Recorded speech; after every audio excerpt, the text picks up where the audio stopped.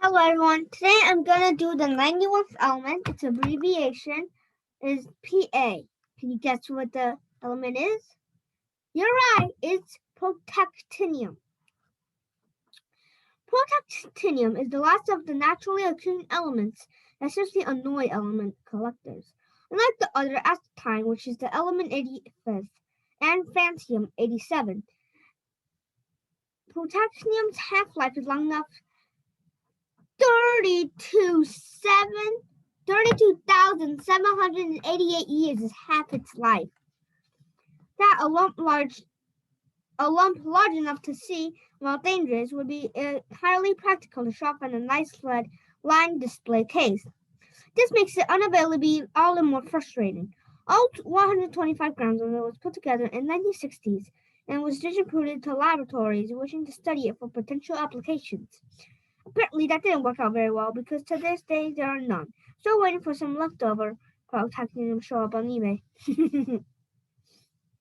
Protactinium in form of the very short-lived isotope Pa, half-life 1.17 minutes, was discovered by Casimir Vagin and O.H.O. Goring in 1913.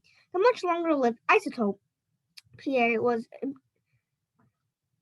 independently discovered in 1918 by Frederick Soddy. That's a weird word. And John Cranston. Weird. And Scotland, and by Otto. Hahn. And Lise Meitner. In Germany, we'll be hearing more about Hahn and Meitner under Meitnerium. But the fact that we can talk about different isotopes all due to one another member of the other team, Frederick Soddy. Soddy discovered that it's possible that different atoms of the same element have different masses and lived to regret it.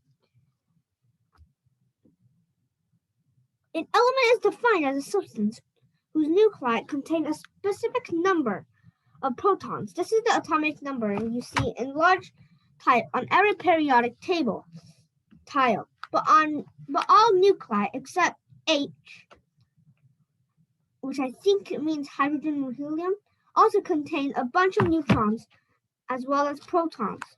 Each isotope of an element has the same number of protons but a different number of neutrons. So, for example, the isotope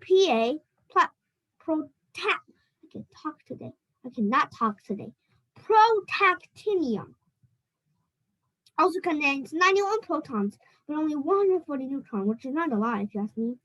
The number of neutrons is virtually no consequence of the chemical behavior of atoms, but turns out to be critical to an atom's nuclei. Without a suitable number of neutrons, tend to be unstable and eventually fly apart is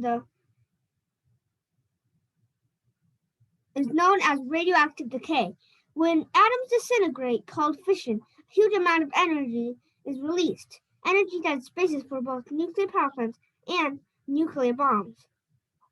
Frederick Soddy just realized how much energy could be generated this way and started preaching that mankind could now look forward to a clean and beautiful future of unlimited energy. But after seeing how scientists contributed to the bloodbath of the First World War, he turned away from nuclear science and began warning people of the terrible consequences of continued research into the nucleus. Though there could not have been any pleasures in it for him, he lived to see his worst nightmare. Realized when the atomic bomb, known as Little Boy, was drawn on the Japanese city of Hiroshima on August 6, 1945. The bomb was made with uranium. Roasted. Thanks everyone for watching this video. If you want to see another element, hit 50 likes and I'll make another one.